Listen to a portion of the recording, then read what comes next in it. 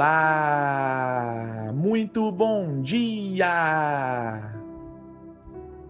Eu sou o Pedro Quintão e esta é mais uma mensagem da série Café com Fé.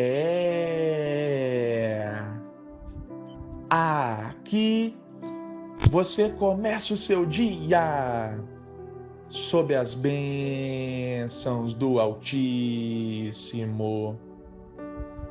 E hoje é terça-feira, dia 4 de março de 2025. E eu tenho uma palavra do Senhor diretamente para o seu coração. Meu irmão, minha irmã.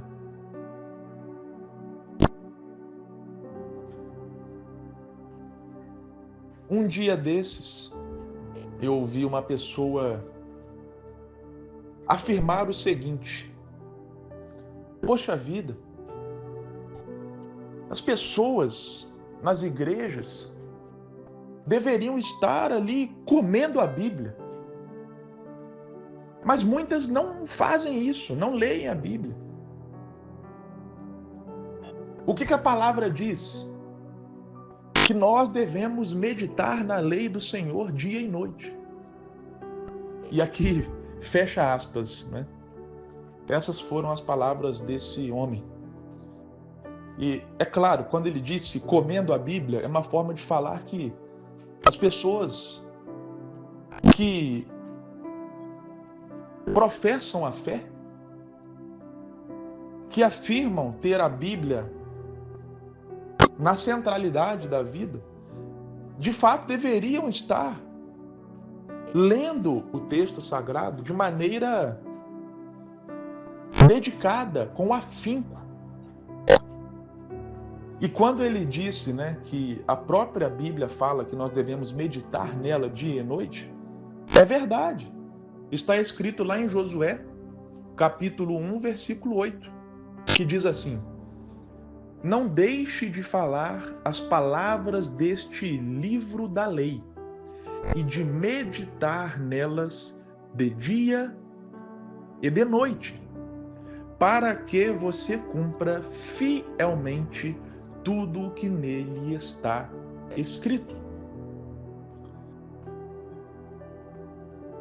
Aqui em casa, quando eu era criança, tinha um imã na geladeira, que na verdade não era bem um imã, que ele estava fixado na geladeira, que continha os seguintes dizeres: lembrai-vos das Escrituras. E eu cresci olhando para esse objeto na geladeira. E realmente hoje eu entendo a importância de lembrar das Escrituras, de meditar na palavra do Senhor dia e noite. Porque, meu irmão, minha irmã, a própria Bíblia diz a respeito dela que a palavra é viva e eficaz, mais cortante do que espada de dois gumes. A palavra é viva. Se você já leu a Bíblia, você sabe do que eu estou falando. É diferente. Quando nós lemos as Escrituras, algo acontece no nosso interior. É como se realmente aquela palavra ali pulasse das páginas e entrasse diretamente na nossa alma. E é justamente por esse motivo, pelo poder da palavra de Deus, que o diabo faz de tudo para nos afastar desta meditação nas Escrituras. Porque, não se engane, o mundo espiritual existe, o diabo existe. E ele não fica lá no inferno de braços cruzados, simplesmente nos observando passivamente. Não. Ele tenta nos atrapalhar. A Bíblia está recheada de exemplos. O livro de Jó fala sobre isso, que o diabo quis ir lá tocar na vida de Jó, Deus permitiu até certo ponto. Jesus falou para Pedro: Pedro, o diabo quer cirandar vocês, os apóstolos. Jesus falou que o ladrão vem para matar, roubar e destruir. Tem um monte de exemplos na Bíblia sobre isso. E uma das coisas que estão na lista de prioridades do diabo é justamente nos atrapalhar a ler a Bíblia, impedir-nos de ter contato com as Escrituras, porque ele sabe o poder que há na palavra. Ah, mas é só o diabo, é culpa só do diabo? Não, não é culpa só do diabo, é culpa nossa também. Olha, meu irmão e minha irmã, o ser humano é um ser integral. O que eu quero dizer com isso? O ser humano é um ser no qual há o aspecto espiritual, o aspecto psicológico, o aspecto físico e o aspecto emocional. E todos esses aspectos estão em conjunto em nosso ser. Então, por exemplo, o diabo também age contra nós para impedir-nos de ler a Bíblia. Então, esse é o aspecto espiritual. Mas também tem o nosso aspecto da carnalidade mesmo. A Bíblia diz que todos pecaram e destituídos estão da glória de Deus. Ou seja, todos nós somos seres pecaminosos. Então, o pecado em nós, o Adão que vive em nós, o velho homem que vive em nós, também não quer ler a Bíblia. Ele quer fazer qualquer outra coisa. Então, nós também temos responsabilidade nisso. Como resolver, então? Ora, não é pela força do nosso braço. Não é por uma simples boa vontade. Não é tão somente por uma insistência de nossa parte. Não. É principalmente pedindo ao Senhor ajuda, graça, para que nós possamos ter essa inclinação de meditar na palavra. Entenda algo, meu irmão e minha irmã.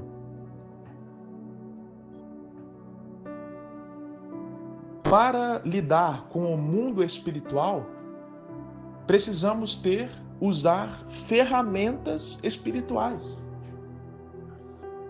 Muitas pessoas, por exemplo, querem resolver a questão do pecado, do tipo, eu não quero mais cometer esse pecado.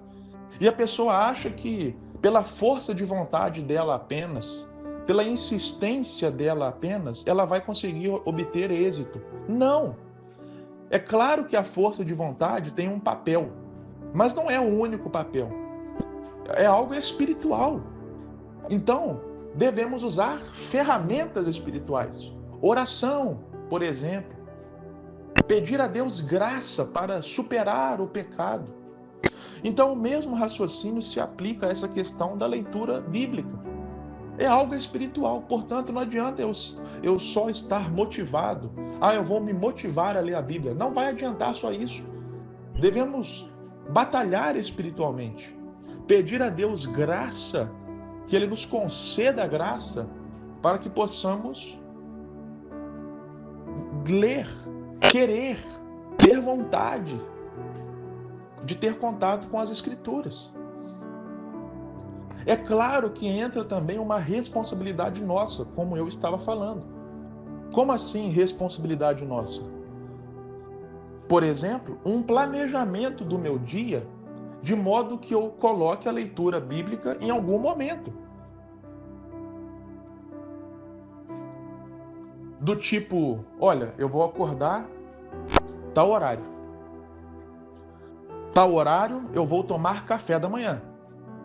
E em tal horário eu vou ler a Bíblia. Tal horário eu vou sair para trabalhar. Tal horário eu vou almoçar, e etc. Então, se nós planejarmos o nosso dia, vai ficar mais fácil. Ou é melhor, ou será que é melhor eu acordar amanhã sem saber o que fazer, aí eu já acordo ali correndo contra o tempo, mal tomo café da manhã, já saio correndo de casa, aí fica mais difícil de eu ter uma rotina e de eu encaixar ou priorizar a leitura bíblica nesta rotina. Então entra sim também uma responsabilidade nossa. Entra uma responsabilidade nossa também no quesito de: eu não tenho tempo para ler a Bíblia. Aí eu falo isso, mas quando eu vou ver, eu fico horas assistindo filmes e séries, eu fico horas mexendo no celular. Então, peraí. O problema não é falta de tempo. O problema é falta de prioridade.